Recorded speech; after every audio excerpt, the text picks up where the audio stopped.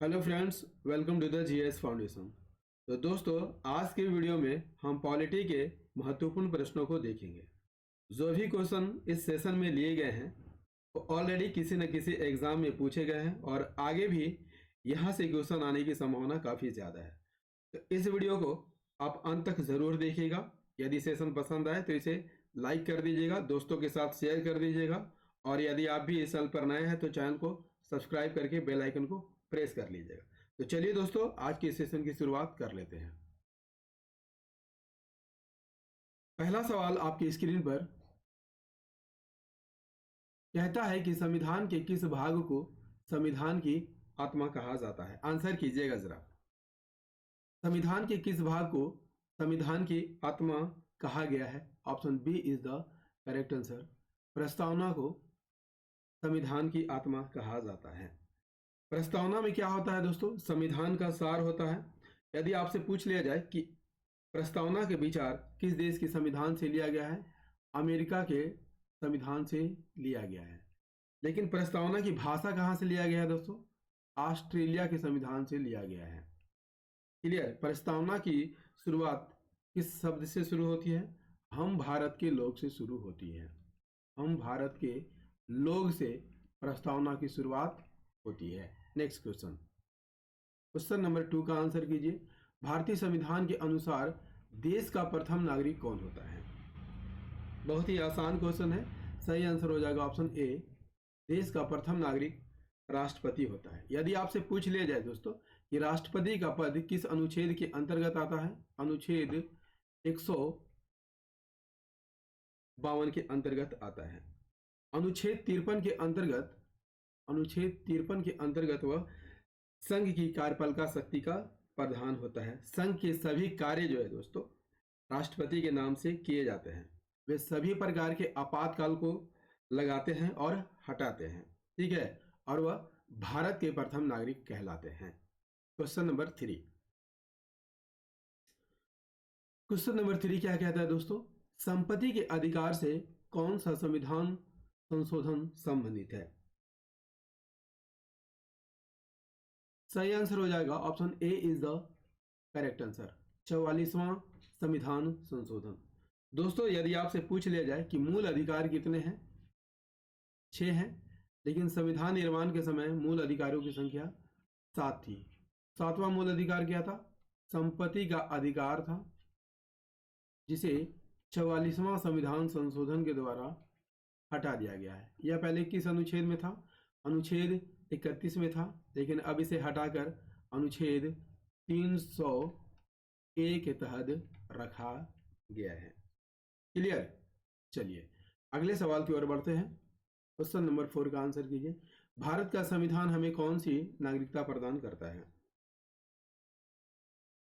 कौन सी नागरिकता प्रदान करता है दोस्तों? Option A is the correct answer. एकल नागरिकता प्रदान करता है। एकल नागरिकता की अवधारणा कहाँ से लिया गया है दोस्तों? इंग्लैंड के संविधान से लिया गया है। कहाँ से लिया गया है? इंग्लैंड के संविधान से लिया गया है। इसके अनुसार यदि कोई भारत का नागरिक है तो वह किसी अन्य देश की नागरिकता पर उसका भारत की नागरिकता समाप्त हो जाती है। भारत में रहने वाला कोई भी नागरिक एक साथ 2 देशों की नागरिकता नहीं ले सकता है। ठीक है, चलिए नेक्स्ट क्वेश्चन, क्वेश्चन नंबर 5 का आंसर कीजिए। भारतीय संविधान के निर्माण में कुल कितना समय लगा था? इंपॉर्टेंट क्वेश्चन है आपके एग्जाम के दृष्टिकोण से। भारतीय संविधान के निर्माण में कुल कितना वर्ष लगा था? इसका सही आंसर हो जाएगा option C is the correct answer. 2 वर्ष 11 महीने 18 दिन लगा था। ठीक है, भारत का संविधान किसके द्वारा पारित किया गया था दोस्तों? संविधान सभा के द्वारा पारित किया गया था। संविधान सभा के द्वारा पारित किया गया था। कब पारित किया गया था? 26 नवंबर 1949 को पारित किया गया था।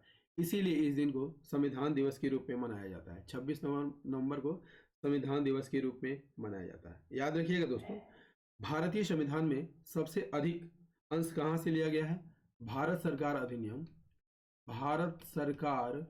अधिनियम 1935 से लिया गया है। यहाँ से लगभग 80% भाग लिया गया है। ठीक है, भारत का संविधान विश्व का सबसे लंबा संविधान माना जाता है। नेक्स्ट क्वेश्चन, क्वेश्चन नंबर 6, संविधान सभा की प्रथम बैठक कब हुई थी? संविधान सभा की प्रथम बैठक कब की गई थी? सही आंसर हो जाएगा option D is the correct answer, 9 दिसंबर 1946 को। संविधान सभा के गठन की बात कर लिया जाए दोस्तों, किस मिशन के तहत इसका गठन किया गया था? कैबिनेट मिशन योजना के तहत, कैबिनेट मिशन योजना के तहत इसका गठन किया गया था। इसके लिए चुनाव कब हुआ था? जुलाई 1946 में, जुलाई 1946 में इसके लिए चुनाव हुए थे। संविधान सभा की प्रथम बैठक कब हुई थी? 9 दिसंबर 1946 को। उस समय सच्चिदानंद सिन्हा को, जो सबसे वरिष्ठतम सदस्य थे संविधान सभा के, उन्हें अस्थायी अध्यक्ष बनाया गया था। इसके 2 दिन बाद, ठीक है, यानी कि 11 दिसंबर 1946 को डॉक्टर राजेंद्र प्रसाद को अस्थायी अध्यक्ष बनाया गया था। क्लियर? और उपाध्यक्ष किसे बनाया गया था दोस्तों? एच.सी. मुखर्जी को और टी.टी. कृष्णमाचारी को उपाध्यक्ष बनाया गया था। क्लियर? चलिए नेक्स्ट क्वेश्चन कर लेते हैं। क्वेश्चन नंबर 7, संविधान के किस भाग में नीति निर्देशक तत्व का उल्लेख है? किस भाग में नीति निर्देशक तत्व का उल्लेख है? सही आंसर हो जाएगा option B is the correct answer. भाग 3 में क्या है दोस्तों? भाग 3 में मूल अधिकार है। भाग 2 में क्या है? भाग 2 में नागरिकता का वर्णन किया गया है। क्लियर? नीति निर्देशक तत्व की बात कर लिया जाए दोस्तों, किस देश के संविधान से लिया गया है? आयरलैंड के संविधान से लिया गया है। किस देश के संविधान से लिया गया है? आयरलैंड के संविधान से लिया गया है। नीति निर्देशक तत्व जो है कल्याणकारी राज्य की स्थापना पर बल देता है। ठीक है, किस भाग में है दोस्तों? बता चुका हूं, भाग 4 में है। किस अनुच्छेद में है? अनुच्छेद 36 से 51 तक में है। क्लियर? अनुच्छेद 37 क्या कहता है दोस्तों? अनुच्छेद 37 क्या कहता है? अनुच्छेद 37 कहता है कि नीति निर्देशक तत्व को किसी भी न्यायालय में लागू नहीं किया जा सकता। राज्य के लिए एकमात्र क्या है? निर्देश है। राज्य यदि चाहे तो कुछ ऐसे कार्य कर सकता है जो जनता के हित के लिए लाभदायक हो। Clear? Next question, question number 8, संविधान के किस भाग में संविधान संशोधन की प्रक्रिया का उल्लेख किया गया है? इसका सही आंसर हो जाएगा दोस्तों option B is the correct answer, option C is the correct answer. भाग 20 में किया गया है। ठीक है, संविधान संशोधन प्रक्रिया का वर्णन यदि आपसे पूछ लिया जाए किस अनुच्छेद में है? 368 में है। किस देश के संविधान से लिया गया है? दक्षिण अफ्रीका के संविधान से इसे लिया गया है। क्लियर? और कितने प्रकार से संशोधन किया जा सकता है भारतीय संविधान में? 3 प्रकार से। पहला, संसद के साधारण बहुमत के द्वारा। दूसरा, संसद के विशेष बहुमत के द्वारा। और तीसरा, संसद के विशेष बहुमत और कम से कम आधे राज्य के विधानमंडलों के समर्थन से होता है। ठीक है, नेक्स्ट क्वेश्चन कर लेते हैं। क्वेश्चन नंबर 9, 74वें संविधान संशोधन अधिनियम के द्वारा भारतीय संविधान में कौन सी अनुसूची जोड़ी गई थी? सही आंसर हो जाएगा option D is the correct answer, 12वीं अनुसूची जोड़ी गई थी। 74वां संविधान संशोधन यदि आपसे पूछ लिया जाए दोस्तों कब हुआ था? 1992 में हुआ था। ठीक है, लेकिन लागू कब से हुआ? लागू 1 जून 1993 से इसे लागू कर दिया गया। इसमें कुल कितने विषय हैं? कुल 11 विषय हैं। नेक्स्ट क्वेश्चन, क्वेश्चन नंबर 10 का आंसर कीजिए। भारतीय संविधान को कब अपनाया गया था? तो बता चुका हूं दोस्तों, भारतीय संविधान को 26 नवंबर 1949 को अपनाया गया था। इसी कारण इस दिन जो है संविधान दिवस के रूप में मनाया जाता है? कौन सा दिवस मनाया जाता है दोस्तों? संविधान दिवस मनाया जाता है। नेक्स्ट क्वेश्चन, क्वेश्चन नंबर 11, भारतीय संविधान के किन अनुच्छेदों में नागरिकता संबंधी प्रावधान किए गए हैं? नागरिकता संबंधी प्रावधान किस अनुच्छेद में किए गए हैं? सही आंसर हो जाएगा option B is the correct answer. अनुच्छेद 5 से 11 तक में किए गए हैं। और किस भाग में किए गए हैं? भाग 2 में किए गए हैं। दोस्तों, भारत की नागरिकता कितने प्रकार से प्राप्त की जा सकती है? 5 प्रकार से प्राप्त की जा सकती है। पहला, जन्म से नागरिकता। दूसरा, वंश के आधार पर नागरिकता। तीसरा, पंजीकरण द्वारा नागरिकता। पंजीकरण द्वारा नागरिकता प्राप्त करने के लिए किसी व्यक्ति को 5 वर्ष भारत में रहना होगा। और देशीकरण से नागरिकता प्राप्त करने पर नागरिकता प्राप्त करने के लिए किसी भी व्यक्ति को भारत में 10 साल निवास करना होगा। यदि कोई राज्य क्षेत्र भारत में सम्मिलित हो जाता है तो उस राज्य क्षेत्र के सभी नागरिक जो है भारत के नागरिक कहलाते हैं। क्लियर? चलिए नेक्स्ट क्वेश्चन, क्वेश्चन नंबर 12, भारतीय संविधान द्वारा भारतीय नागरिकों को कुल कितने मौलिक अधिकार प्रदान किए गए हैं?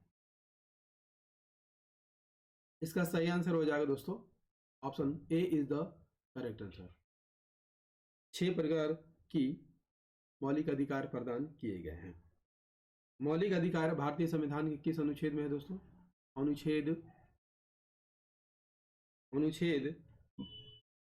12 से 35 तक में है। ये किस भाग में है? भाग 3 में है। ठीक है,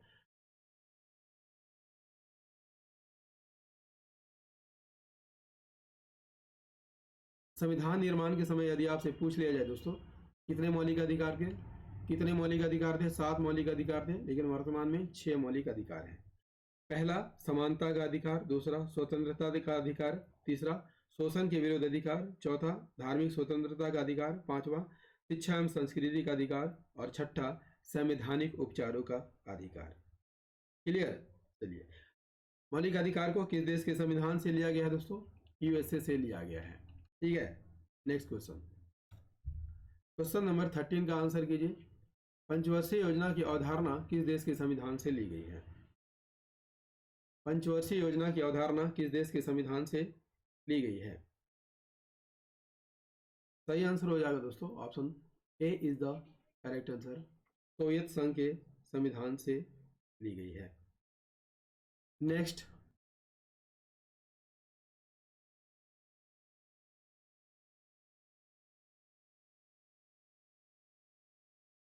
क्वेश्चन नंबर 14 का आंसर कीजिए दोस्तों।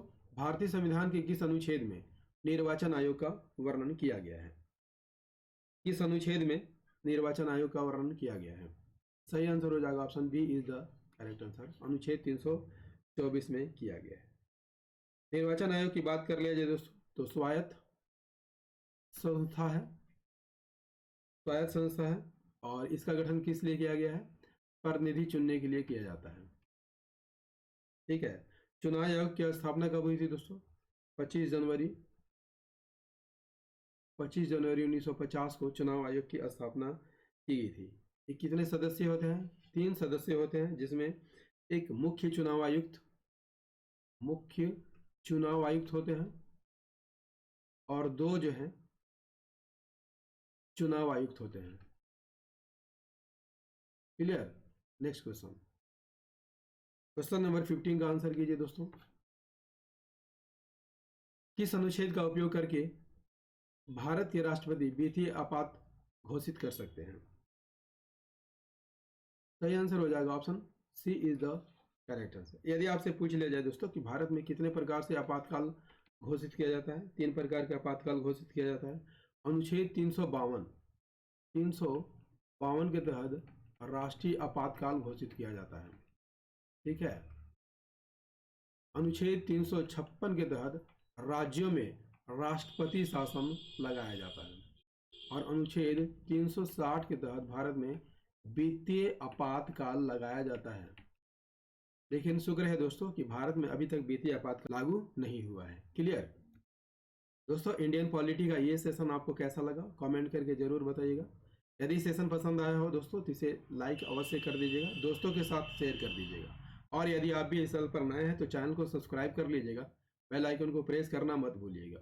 याद रखिएगा मेरी वीडियो डेली रात को 8 बजे आती है, तो इसे रोज देखना मत भूलिएगा। मिलते हैं अगले सेशन में, तब तक के लिए जय हिंद, धन्यवाद।